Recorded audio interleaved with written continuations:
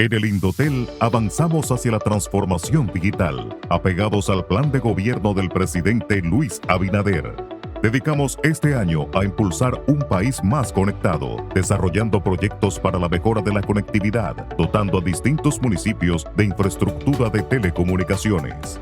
Para empoderar a mujeres dominicanas con tecnologías digitales, pusimos en marcha el proyecto Canasta Digital Social. Para brindar un mejor servicio, capacitamos a nuestro personal para asistir a personas con discapacidad auditiva y adaptamos a la lengua de señas y al sistema braille la Carta de Derechos y Deberes. Para más legalidad en el sector, ejecutamos normas para disminuir el robo de celulares. Inauguramos un centro ITLA en San Pedro de Macorís, capacitando en las TIC a cientos de estudiantes. Y con una gestión transparente que ejecuta buenas prácticas de administración pública, hemos recibido reconocimientos nacionales e internacionales. Seguimos cambiando. Instituto Dominicano de las Telecomunicaciones, Indotel. Desde ahora, Didáctica Radio. Tiempo de aprender y crecer juntos.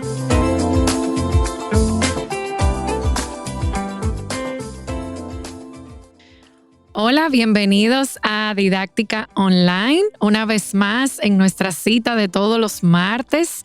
Hoy tenemos una invitada muy especial, Sara Fernández. Bienvenida, Hola, Sara. Gracias. Hoy tenemos un tema muy chulo que es sobre la inteligencia artificial. Venimos hablando de ese tema, escuchando todas sus oportunidades, amenazas, aliadas. Entonces, pues nada, quisimos invitar a Sara, que está muy en boga con el tema, para que nos oriente un poco cómo vamos a recibir toda esa influencia de la inteligencia artificial. Antes de empezar, me gustaría, Sara, que te presentes, que nos cuentes un poquito de tu trayectoria laboral. Bueno, con muchísimo gusto. Primero, gracias por recibirme y es un gusto para mí compartir este tema contigo y con todos los oyentes de Didáctica Online. Pues yo soy abogada de formación, abogada corporativa. En el transcurso de mi carrera profesional, yo he trabajado en firmas de abogados aquí en Santo Domingo, República Dominicana, así como en Nueva York y en California, donde también estoy admitida al ejercicio del derecho. Y en ese trayecto empecé a trabajar con empresas de tecnología, empresas en sectores emergentes en general. Y bueno, poquito a poco me fui adentrando en el tema de las criptomonedas, de blockchain, distributed ledger technology y bueno, más recientemente en lo relativo a inteligencia artificial, porque como tú mencionabas, esa es una incógnita para muchas, no solo grandes empresas, pero también para muchas familias, muchas personas, cómo la inteligencia artificial pues nos va a ayudar o nos va a afectar de la manera que sea. Y de manera sin darnos cuenta, está presente en nuestro día a día y no lo vemos. No, quizás por falta de conocimiento no entendemos qué es inteligencia artificial. Entonces, cuando nos dicen, viene la inteligencia artificial, todos entendemos que viene algo, pero ya llegó. Ya llegó hace mucho. Y llegó hace mucho. Entonces, es importante también como contar un poquito cómo llegó, cuándo llegó. Yo en el fin de semana leía un poco como de países que han ido avanzando. Obviamente el país, ahí me puedes quizás corregir, que dicen que más avanzado está en relación a la inteligencia artificial es Estados Unidos. Sin embargo, nos íbamos a Latinoamérica y decía que Brasil está bastante avanzado en todos sus procesos. Entonces, mira, una de las grandes ventajas de la tecnología es que no conoce fronteras, pero eso también, pues obviamente complica, porque las leyes, por ejemplo, son en su mayoría territoriales, pero la tecnología no conoce de eso. Cuando empezó, vamos a pensar en Facebook, no había necesariamente en todos los países una regulación que lidiara con el manejo de la data que nosotros tan felizmente poníamos ahí, nuestras fotos, nuestro estado de relación, nuestro cumpleaños. Entonces, por esa eso genera un riesgo, pero también genera grandes oportunidades. Cuando hablamos de inteligencia artificial, ese término empezó en los 50, pero empezó como un ejercicio puramente académico. Eran en las universidades, se estaba buscando cómo las máquinas iban a poder en algún momento emular el procesamiento del cerebro humano, cómo iba a realizar esas actividades que nosotros para la realización de tareas diarias utilizamos, la discriminación, las inferencias, la posibilidad de separar cosas que parecerían similares, entre muchas otras. Entonces, como tú bien decías, la inteligencia artificial está ya en nuestro día a día, cómo nuestro celular nos reconoce, aunque tengamos lente o no tengamos lente, cómo a veces estamos pidiendo un taxi por una aplicación y la tarifa cambia por la cantidad de demanda que hay en un momento, cómo vamos a un lugar y camino a ese lugar te actualiza el tiempo por la cantidad de tráfico. Entonces, todas esas son aplicaciones. No, y da más miedo aún. Cuando uno dice, por ejemplo, ando buscando cortinas, por decirte un tema aéreo. Y, cortinas. Bueno, hay una tienda de cortinas. Tú mencionas cortinas 5 veces. Y cuando tú coges el celular y tú lo abres, todo lo que te sale son opciones de cortina. Y tú te quedas como, ¿qué? Y se ha convertido inclusive hasta en un relajo, que la gente coge el celular y que mira, yo quiero. El celular del esposo. Entonces, exacto. El regalito de aniversario. Está buena esa. Entonces, es como sin darnos cuenta, convive con nosotros esa inteligencia artificial y todavía le tenemos miedo, la desconocemos.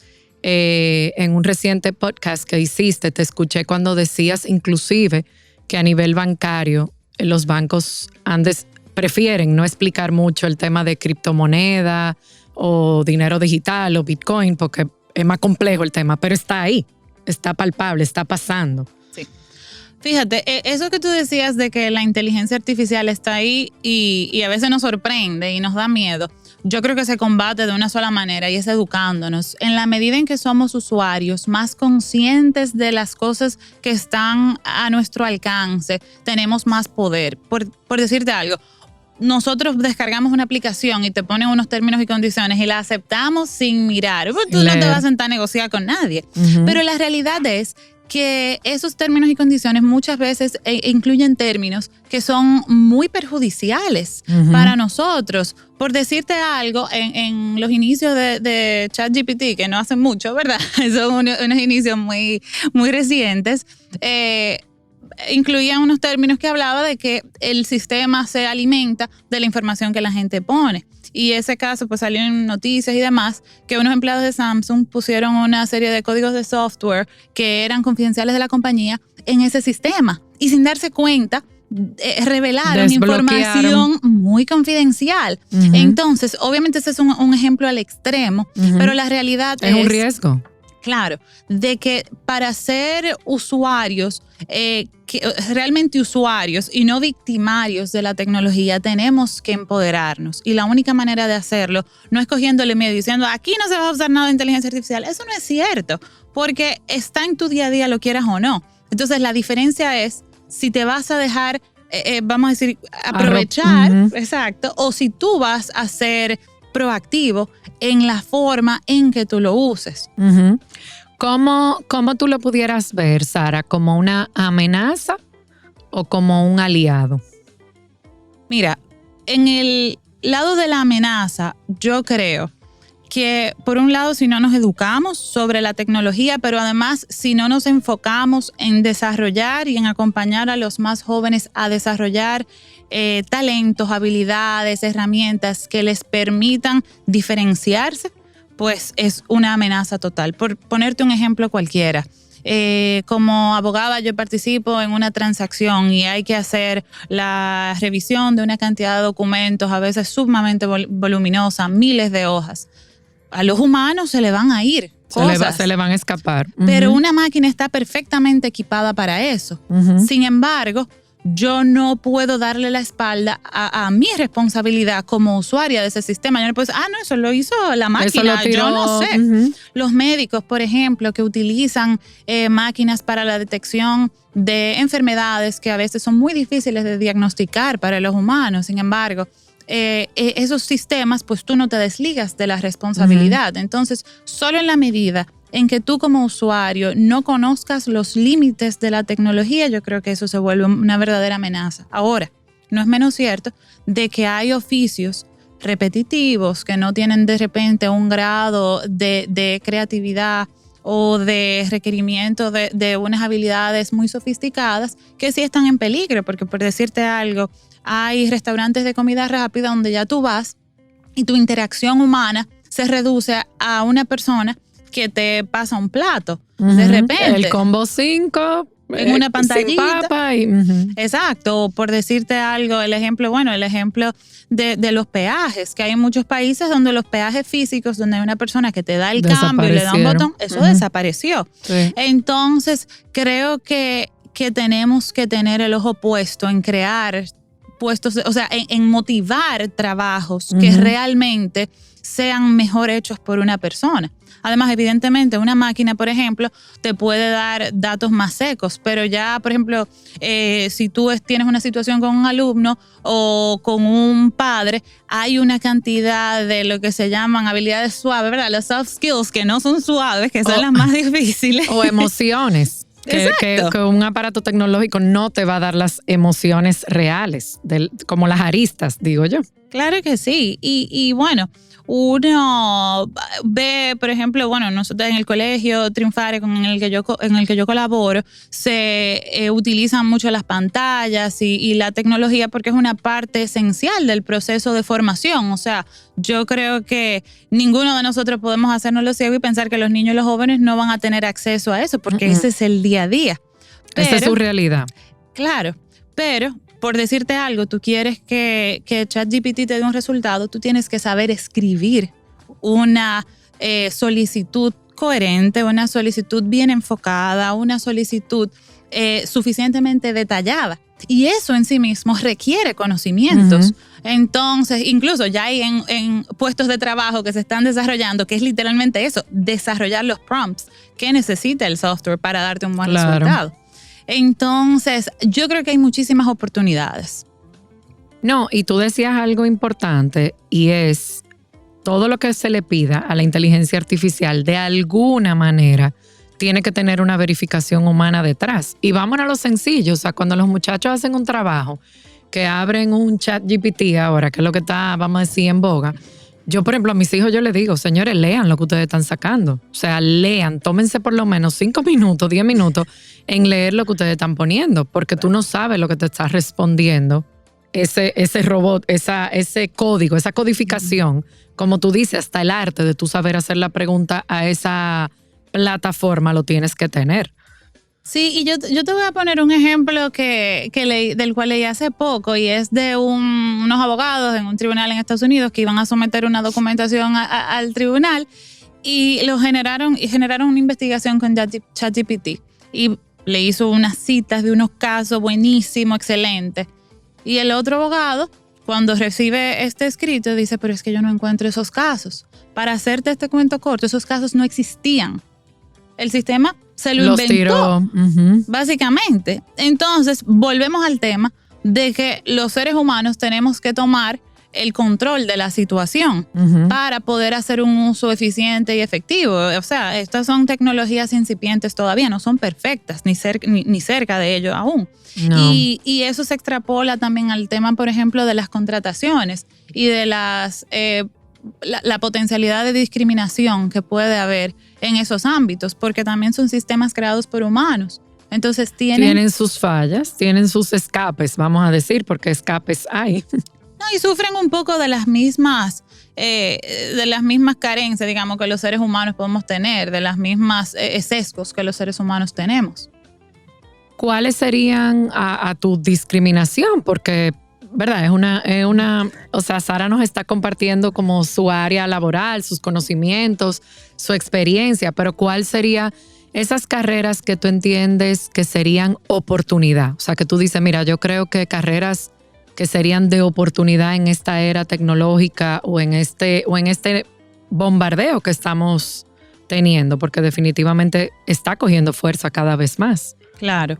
Mira, definitivamente todas las carreras afines a la tecnología, lo que tiene que ver con desarrollo de software, código, programación, todas esas son carreras que ahora mismo están en alta demanda por razones obvias. Y aunque hay temas de macroeconómicos que pueden afectar la empleabilidad, definitivamente esas carreras tienen un camino largo, porque la tecnología y la eficientización de tareas es la tendencia del mundo. Uh-huh. Pero también, como pasa en todo, eso no va solo. Tú siempre vas a necesitar abogados que te ayuden a navegar la regulación. Educadores, aporten. Claro, porque tú necesitas quien te enseñe. Entonces, claro, al final, yo creo que todo el mundo se une alrededor de una causa. Tú piensas incluso en los lineamientos éticos de estas cosas. Tú necesitas filósofos que nos ayuden a desenmascarar todas estas cosas que están pasando. Tú piensas en contables, tú piensas en planificación fiscal. Yo tuve una vez un cliente que me vino con la pregunta de: yo quiero comprar para inversión unas tierras en el metaverso. ¿Cómo yo hago una planificación fiscal de eso? Yo no tengo, ni idea, pero es una excelente pregunta, porque claro, esto son las cosas que van pasando. Y yo a veces pienso, por ejemplo, en ChatGPT un poco como cuando debió haber llegado la primera gente a una clase con una calculadora. Uh-huh. Que tú dices, bueno, hay una cantidad de ejercicios que se me hicieron 1,000,000 de veces más simples y más rápidos. Y los NFT, dime, ¿cómo tú valoras eso? Mira, yo creo que también en los NFTs hay grandes oportunidades y que como sociedad a veces solamente nos enfocamos en los riesgos. Por decirte algo, un NFT te puede servir para validar la propiedad de ciertas cosas. Imagínate que tu título de propiedad, que es un papel que tú tienes en un sitio en tu casa, que tu casa se pudiera inundar, se pudiera quemar, le pudiera pasar cualquier cosa. Tú tienes un NFT que es único, es un código único que tú puedes... ¿Cómo funciona el NFT? Porque el NFT que quizá conocemos mucho es el famoso NFT de comprar arte digital y eso se puso bastante de moda entre los muchachos jóvenes. Hacían dinero en 2 semanas, que tú decías, ¿cómo? No, mira, y ese es un caso súper interesante, porque hay grandes vacíos en las leyes que no necesariamente plantean esos casos. Y tú dices, bueno, a ver, tú estás Había una opinión que el NFT era ilegal también. Bueno, exacto. No era que era ilegal en sí mismo, pero que se vendía de una manera que era ilegal por el tipo de instrumento que era. Porque se estaba utilizando como un instrumento especulativo. Entonces es similar a tú comprar, acciones en una compañía pública. Y entonces, pero no se estaba vendiendo con las protecciones que acompañarían típicamente a esa acción de una compañía pública. Entonces, yo creo que los NFTs, las criptomonedas, la inteligencia artificial, el metaverso, todas son desarrollos tecnológicos importantes y que van a cambiar y están cambiando la manera en que aprendemos, la manera en que enseñamos, la manera en que nos relacionamos. Y en que trabajamos. Claro, pero creo, y esta ya es una opinión muy personal, que tenemos que enfocarnos más en la calidad que en la cantidad. A veces, por ejemplo, yo encuentro, amistades que dicen, no, que el tiempo de pantalla de mi hijo es tanto tiempo. Y tú dices, bueno, a veces tú deberías preocuparte más por qué están haciendo con ese tiempo. En la pantalla. Claro. Y darle su lugar a lo análogo. Aún en todo esto, yo creo que tenemos toda una vida para descubrir todas las bondades, exacto, de la tecnología, pero el reto de la hoja en blanco, que hay alguien que va a escribir un poema, hay alguien que va a hacer un dibujo de una casa, alguien que lo va a embollar, hay alguien que va a hacer un avioncito de papel, ese reto yo creo que es irreemplazable. Y como que hay que darle su momento a cada cosa. No, y yo creo que hay cosas que todavía, por más que avance la tecnología, no van a ser sustituidas. O sea, hay cosas que van a permanecer en el tiempo. Claro. No, y por ejemplo, el tema que tú mencionabas, que tú le decías a tus hijos que tenían que chequear lo que hacía el producto que le salía de ChatGPT, por ejemplo. Hay una realidad. tenemos que aprender a escribir bien. Antes de pedirle a ChatGPT que nos escriba cualquier cosa. Y eso, coherencia, o sea, claro, tenemos que tener coherencia, tenemos que saber leer, tenemos que saber escribir, tenemos que tener un conocimiento básico, porque no podemos ir por el mundo. ¿Dónde queda la sirena? Yo no sé, pero déjame buscar Waze. O sea, también nos estamos anulando un poco. O sea, yo estoy de acuerdo que es una aliada en ayudarnos en muchas tareas, como tú decías, eficientizar el trabajo, pero hay otra que también tenemos que tener cuidado. Porque claro, que tú no sepas ni siquiera salir de tu casa y qué calle, cómo se llama la calle, a dónde tú te vas a dirigir. O sea, ya eso no entra ni siquiera en amenaza. Yo creo que entra como un poco hasta en tu persona. O sea, hasta dónde tú estás dispuesto a anularte por la tecnología. claro. Y hay cosas como tú decías ahorita, hay una serie de soft skills que aunque exista la tecnología, van a tener que estar presentes en la vida de todo el mundo. Sí, y también estar muy pendientes de qué pasa con nuestra información, con quiénes nos relacionamos, de qué manera nos relacionamos, porque pueden haber maneras que son hasta un tanto violentas. Entonces hay que estar pendientes de las maneras en que estos sistemas como que nos quitan un poquito de nuestra humanidad, que es como yo pongo una pregunta y yo obtengo una respuesta, y no hay un proceso de conversación, un proceso de brainstorming, de negociación. Claro, un proceso de lluvia de ideas, un proceso de discusión interesante. Yo leía sobre la utilización que se le estaba dando en algunas escuelas para la preparación de equipos de debates. Y decía que habían alumnos a quienes les daba mucho temor practicar esos debates en vivo, porque decía, si yo no tengo un contraargumento, pero eso es parte de la vida. Y eso es lo que te va a preparar. Claro. Eso es lo que te va a dar la habilidad, el tú pararte y tener ese debate con otra persona. Si tú te vas meramente al papel, o sea, quiero debatir de esto y me tiró el papel, y tú nunca, lo que tú dices, no desarrollas estrategia, no desarrollas conversación, no desarrollas argumento. ¿Y cuántas veces nos pasa a nosotros que tenemos una conversación y 2 días después tú te estás bañando y tú dices, yo le debí decir? Es eso mismo. Entonces, esa es parte, yo creo que de la experiencia humana. Entonces, tener obviamente, la posibilidad de nutrirnos de información y además, porque lo estamos viendo desde el ámbito individual, de cómo el estudiante o el profesor puede de repente nutrirse de estos sistemas, pero el sector también, por ejemplo, el análisis de datos, que tú puedas ver. Eso. Te voy a poner un ejemplo cualquiera. Las encuestas. Exacto. Eso es un palo. Eso, o sea, tú digitalizar esas encuestas, aplicarlas de manera digital ya y que te arroje un gráfico de barra, un análisis, un %, eso es lo que tú decías ahorita. O sea, eso es una ayuda de horas a una persona. No, y tú piensas también en lo que tiene que ver con el análisis de resultados. Tú dices, ¿por qué a mis estudiantes en conjunto les va mejor cuando yo aplico un examen a las 10 de la mañana que cuando yo aplico un examen a las 8 de la mañana? ¿O por qué la época del año en que yo tengo mayor número de inasistencias es tal? ¿Y cómo yo prevengo esos casos? ¿Cómo cómo mi institución, por ejemplo, ahorra energía?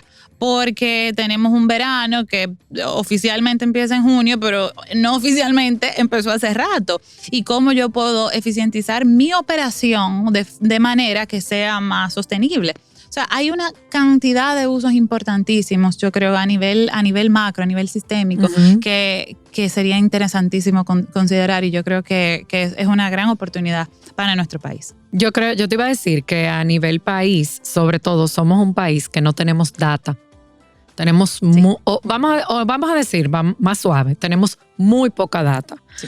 O sea, somos un país que ahora, yo creo que de hace unos años para acá se está haciendo un esfuerzo en investigación, pero todavía nos falta mucho. O sea, nosotros teníamos un colaborador en didáctica, un español muy querido, que nosotros le decíamos, por ejemplo, ¿cuántos colegios tienen cancha? Y nosotros, muchísimo. Y él nos decía, muchísimo no es un número, ¿cuántos? Entonces, ¿cuántos alumnos de octavo les va bien en matemática? No, les va malísimo a muchísimo. No es un número, o sea, muchísimo, poco, poquito, no es un número como tal. Entonces, como país nos hace falta la data. Y yo creo que esa inteligencia artificial viene a ayudarnos, por ejemplo, a países como nosotros, Claro, viene a sí. ayudarnos a levantar data, porque la data al final nos ayuda hasta para trabajar. O Y no- sea, Sí, y realmente, o sea, la inteligencia artificial se apalanca de la data y por eso, por ejemplo, ahora hemos visto ese boom, porque tenemos mucha data disponible. mucha información. Claro, que los humanos obviamente no tenemos la capacidad de manejar esa cantidad tan voluminosa, pero yo creo que como tú bien dices, a nivel país, eso nos puede ayudar a dar un salto relativamente acelerado, Ujú. porque realmente estamos en una situación donde yo creo que cualquier cambio a nivel sistémico se va a notar. Ujú. Entonces, cuando tú piensas hasta en condiciones que uno no típicamente asocia con el proceso educativo, como tú puedes decir, el calor que hace o la hora en la que las escuelas empiezan Te típicamente. empiezan o terminan. A nivel hasta de tráfico. Exacto. Hasta a nivel de tráfico. Ese Exactamente. estudio de qué pasa en nuestra ciudad a partir de las 5 de la tarde hasta las 7 de la noche y cómo podemos solucionar ese problema. O sea, yo creo que ahí entraría bastante como esa inteligencia artificial, aunque nos cueste decirlo. Sí, yo creo que son muchas oportunidades y que nos van a exigir como todo cambio. Yo creo que... Sí, yo creo que por eso le tenemos miedo, sobre todo de una generación para atrás, o sea, vamos a decir, de aquí para acá, para no decir edades y no soltar las que nadie células. se sienta aludido. Yo creo que le tenemos miedo y por eso lo vemos como una amenaza, como algo que nos está invadiendo. No, ahora los muchachos todo lo quieren de manera tecnológica. No, ahora los muchachos quieren todo hacerlo por computadora. No, ahora los muchachos... Entonces le tenemos miedo, lo que tú decías, a aprender. Yo, por ejemplo, el otro día voy a poner un ejemplo tonto. Por ejemplo, yo le decía a mi hermana, tú tienes que aprender a utilizar un Drive. No, yo sé usar un Drive. Y yo, ven, vamos a abrir la computadora. Y ella está fascinada con su Drive y chulísimo y compartiendo y subiendo. Entonces yo le decía, claro, al principio todo lo que tú pruebas nuevo te es tedioso. Es así. Y eso que, por ejemplo, yo le he hablado muchísimo en la oficina, cuando nosotros usábamos Drive hace 4 años, un documento montado en Drive, era súper tedioso. Tú escribías lento y tú no veías, no necesariamente si tú estabas dentro conmigo en el documento, tú ibas a escribir. O sea, era como, ahora mismo tú trabajar en el Drive, es como tú trabajas en Word, normal. Entonces, ¿cuál es la ventaja de esa herramienta? Por ejemplo, que somos un grupo de 6 personas trabajando en un mismo documento, cada quien a su hora y a su tiempo, pero vamos todos viendo nuestros cambios. Anterior a eso era, fíjate en el último correo que te mandé, donde yo mandé y eso era un dolor de cabeza. Entonces, al final, ¿qué hizo la tecnología? ¿O qué hizo esa herramienta? Mejoró el proceso, eficientizó unos pasos, se dio cuenta quizá de los fallos que tenía. Estoy hablando específicamente de eso porque era algo, o es algo que quizá muchos conocemos. No me voy a ir a algo más complejo. Pero definitivamente nos hemos unido. Quizá yo creo que la pandemia también nos obligó. Sí.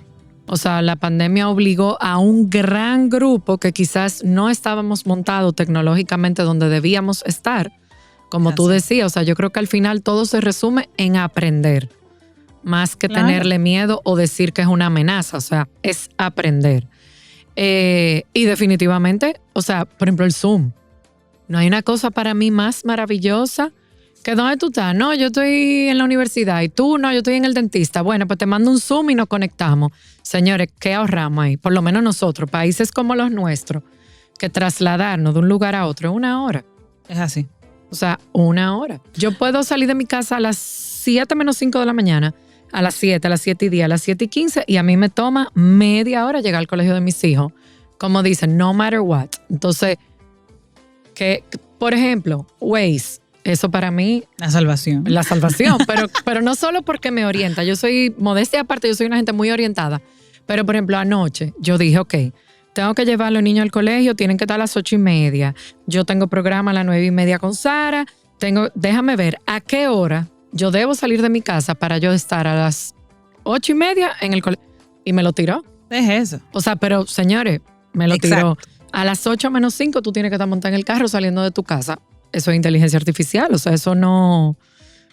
A ver, la aplicación no sabe si va a haber tapón o no va a haber tapón. Lo que está es recogiendo la información del día a día y tirándonos a nosotros una estadística. Y yo no sé si a ti te ha pasado, por ejemplo, tú tienes una costumbre de que tú haces ejercicio a tal hora algunos días de la semana y a veces el mismo celular te avisa y tú dices como, si tú vas para el gimnasio, tú tienes que salir ya, porque si no va a llegar tarde. Entonces, yo creo que esas son las bondades que a muchos nos encantan y que tenemos que aprender a manejar, de que obviamente van a venir también con cositas que no nos gustan y van a requerir algunos ajustes de nuestra parte, pero que son, yo creo que en general, en balance, son beneficiosos. Y obviamente a nivel global, a nivel macro, se están desarrollando principios, se están desarrollando estándares globales para que todas estas tecnologías mantengan a los seres humanos como el centro. Obviamente mantengan la transparencia, mantengan la seguridad, pero hay que estar abiertos al cambio. Además, eso es lo único seguro. Eso es lo único seguro. Y a evolucionar. Es un tema de evolución. O sea, es un tema de... Señora, hasta los médicos ya. Los médicos te mandan la cita por... O sea, a mí me llegó anoche, por ejemplo, un reminder de una cita que yo tengo mañana. Y de verdad, yo dije, ay, la cita es el martes a las 4. O sea, de una vez hizo la conexión. Entonces, eso es realmente... Sí, es aliarnos, es no verlo como una amenaza definitivamente. Y conversando contigo, sí concluyo que definitivamente lo vemos como amenaza por miedo, por no conocer, por no dedicarnos a aprender, a leer en qué consiste. Claro. Y bueno, y como tú decías, que también me gustó escucharte como abogada decirlo y como persona que trabajas en procesos directamente relacionados, que hay una parte humana que nunca va a ser sustituida. Entonces eso para que nos dé tranquilidad. O todavía, bueno, sí. Sí, porque en estos días no me acuerdo quién fue que me enseñó un video de un robot ya imitando la cara. Bueno, era la cara exacta de otra persona. Y el robot tiraba besitos, abría la boca, sacaba la lengua, bebía agua. Y yo en el fondo yo decía, señores, estamos inventando mucho. O sea, vamos a calmarnos. Nos vamos a arrepentir después, porque si es como que entre ahora una Sofía por ahí, nos vamos a quedar como, ¿cómo?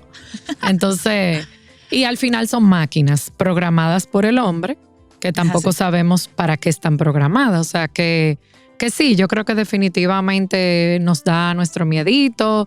Tienen un poquito de riesgo todavía. Sí, claro. Es complejo entenderlo. Yo creo que sería un programa para que Sara nos pueda explicar todo el mundo metaverso, el Bitcoin, el otro, el NFT. Sería un programa de muchas horas.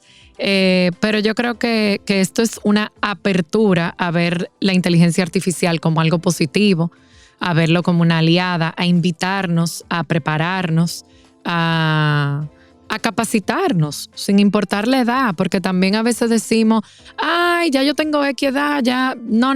Esos son los millennials. No, señores, no son los millennials. Los millennials también están pasando trabajo. 100%. Aunque creamos que no, o sea, porque la tecnología va más rápido, o sea, va muy rápido. Entonces, el que no está montado en el tren, se queda. Entonces, yo creo que esto es como una invitación, una alerta, una apertura a ir conociendo un poquito más todo este mundo tecnológico.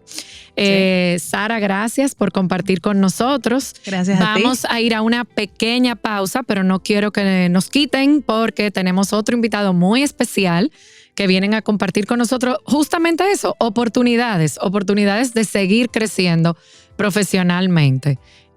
Nos vemos en un momentico de nuevo. En breve regresamos con Didáctica Radio.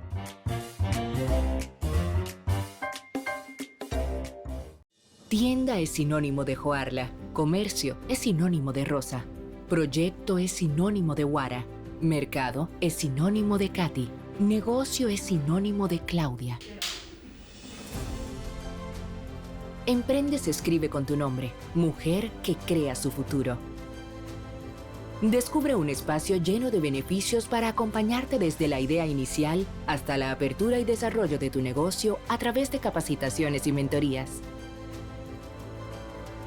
Tú también puedes ser parte de Emprende Mujer.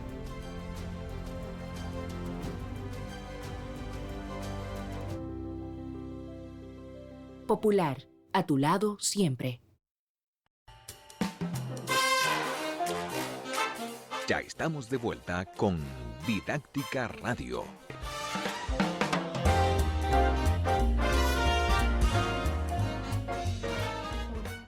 Hola, bienvenidos de nuevo. Ahora compartiendo cabina con nuestra amiga Maribel de Unive. Hola Maribel, bienvenida. Muchas gracias, Sofía. Es un placer estar aquí con ustedes. Y para nosotros también. Y vamos a ver qué nos trae Maribel. Antes de empezar con Maribel, tenemos que, recordarles, anunciarles, no sé cuál sería el término. Ayer fue nuestro cumpleaños de Didáctica Online. 5 años ya ofreciendo programas de formación. Recuerden que pueden ir a Spotify, a Apple Podcasts y iTunes y YouTube. Tenemos, muchos programas. Yo creo que en todas las plataformas están todos. Son 5 años de todos los martes haciendo programa, inclusive en la pandemia. Excelente, felicidades. Así que ahí hay muchos temas para aprender, muchos temas para escuchar, muchos temas para refrescar, no solo para aprender, sino también para... déjame oír de nuevo este tema y recordar un poquito y conectar un poco. Entonces, cuéntame qué nos trae Unive hoy. Educación continua. Educación para toda la vida. Mira, cayó como anillo al dedo. Hablando de inteligencia artificial, de que tenemos que capacitarnos y aprender, nos traen un programa de educación continua. El aprendizaje tiene que ser constante. Nosotros tenemos que mantenernos activos, mantenernos actualizados. Y nosotros, dentro de nuestra filosofía de la Universidad Iberoamericana, pues tenemos la inclusión. Ese es uno de nuestros ejes. Y entonces, por eso nosotros no solamente en educación continua tenemos programas que sean ejecutivos, de área de la salud, de actualización, programas in company diseñados a la medida de los clientes corporativos, sino que en el 2020, justo en pandemia, nosotros sacamos un programa para adolescentes, esos adolescentes que estaban en sus casas, que no podían salir, que tenían que escoger una carrera. ¿Cómo iban a escoger una carrera si ni siquiera tenían la oportunidad de ir quizás a las universidades y demás? Entonces sacamos ese proyecto, PreU, programas para adolescentes y preuniversitarios entre 14 y 18 años. Ay, y además, este año hemos sacado un programa precioso que es para adultos mayores de 60 años. Ay, qué bien, qué bien. Como tú dices, para esas personas que quieren seguir aprendiendo, seguir capacitando. Cuéntame un poquito del de adolescentes. Sí, este programa nosotros lo tenemos habilitado todos los veranos.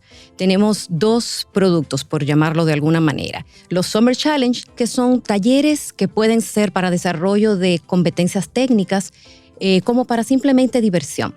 Sin embargo, tenemos también los Beginners, que son los programas introductorios a las carreras de grado. Así, cada estudiante o cada adolescente puede tener una probadita de esa carrera y descubrir y ver si eso que le gusta es realmente lo que quiere estudiar. Y eso es nada más en verano. Sí, ¿Qué tiempo dura? Es un proyecto que nosotros los tenemos en verano. Tenemos esos talleres introductorios a las diferentes carreras. Generalmente duran entre 2 y 3 semanas, dependiendo de cuáles sean los temas que se van a abordar. Y tenemos además un programa maravilloso que también lo diseñamos el año pasado, que se llama el Core Skills Bootcamp. ¿Qué es eso?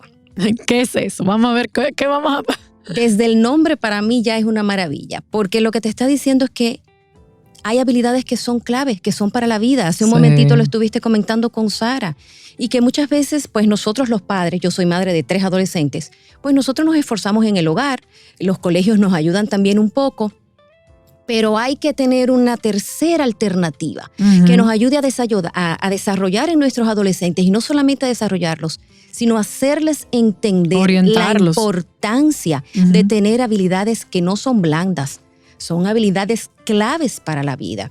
Ese bootcamp que dura 2 semanas tiene inteligencia, comunicación asertiva, tiene manejo de finanzas personales, smart tips, cómo hacer un currículum, cómo dirigirse, emprendimiento, liderazgo.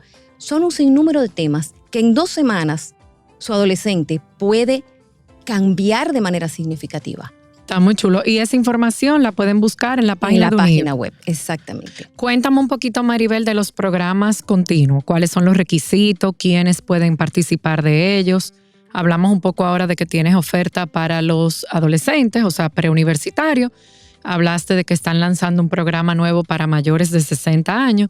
Entonces, ¿qué tienes in between? ¿Qué te queda? O sea, ¿cuál sería el requisito? O sea, que... El portafolio es muy amplio. Dependiendo del tema, Ok. pues van a ser los requisitos. Hay certificaciones nacionales e internacionales y programas de educación continua que pueden ser muy cortos, como talleres, bootcamps, y también tenemos programas que son un poquito más largos, con diplomados y demás. Dependiendo del tema, pues van a ser pues los requisitos. Los requisitos. Nosotros tenemos todo nuestro portafolio colgado en la página web. Pueden visitarnos, los invitamos Ok. a www.unive.edu.do en la oferta académica Educación Continua, y ahí van a encontrar todos nuestros programas. No solamente, como le dije al principio, que sean programas ejecutivos, programas de actualización, también son programas desarrolladores de empleo. El que toma por ejemplo, un diplomado en auditoría médica puede conseguir un empleo. Ok. El que toma un diplomado en community management puede conseguir un empleo. Claro. Entonces son... Y diplomado no tiene requisito a carrera. No.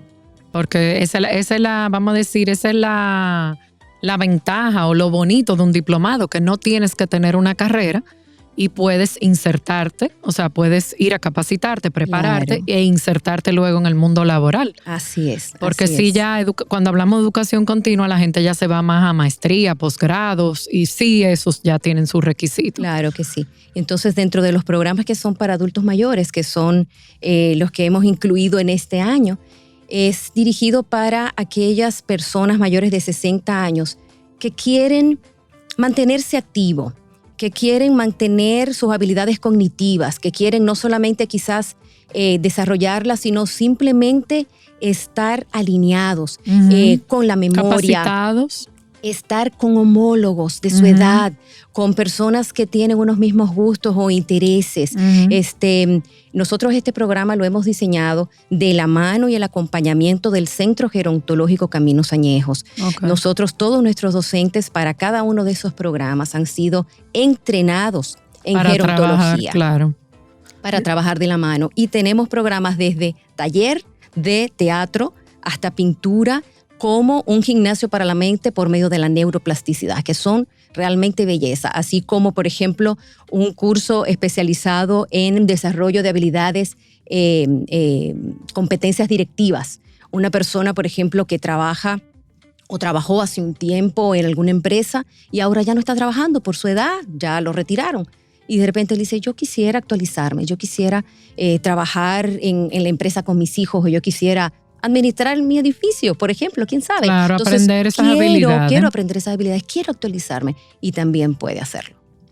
Qué chulo. Bueno, yo quiero felicitar a Unive por esta oferta académica que lanza, que está promoviendo. Me parece súper interesante lanzar programas para personas mayores, porque como tú decías, hay muchas personas que en su día a día quizás ya están retirados o por su situación no han tenido la necesidad quizás de tener un trabajo fijo, pero quieren seguirse instruyendo, quieren seguir, o vamos al caso extremo, quizás es una persona que necesita insertarse en el mundo laboral y aunque tenga sus 60 años dice, me tengo que preparar, O simplemente en lo social. Tenemos un programa que es Nuevas Tecnologías para Adultos Mayores.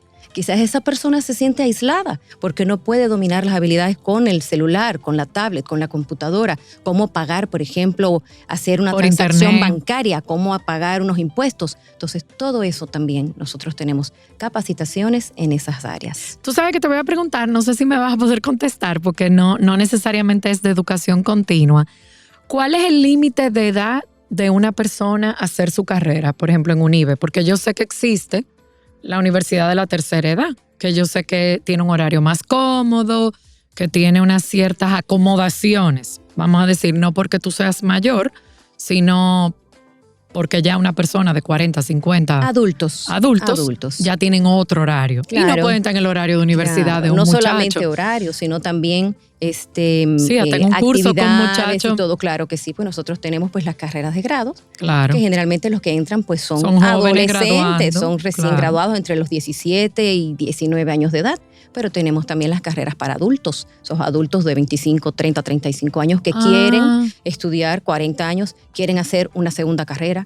Esa era mi toda pregunta. la vida si lo tenían. Esa era mi quisieron pregunta. estudiar, no sé, psicología, derecho, y de Ajá. repente dicen, yo ahora lo voy a hacer. No Ok. tiene que empezar con un grupo Sí, de con un adolescentes grupo. de 18. No, va a empezar con personas Sí, porque me dio de fuerte. su mismo grupo etario, claro que sí. Esa era mi pregunta, chulísimo. Bueno, pues nada, Maribel, darte las gracias. Gracias a Unive siempre por traernos ofertas atractivas, innovadoras. Me parece que ese programa de jóvenes está muy atractivo. Invitar a nuestros oyentes a entrar a la página de Unive y ver toda esa oferta académica que ustedes hoy nos traen. Agradecer al Banco Popular, Indotel, que hacen posible nuestro programa. Recordarles que estamos en vivo todos los martes a las 7 de la noche y si no, estamos en Spotify, en YouTube y en iTunes de Apple. Nada, Maribel, gracias. Gracias a Didáctica por habernos invitado nuevamente y a ti, Sofía, un placer volverte a ver. Ay, sí. Y nada, gracias a todos nuestros oyentes.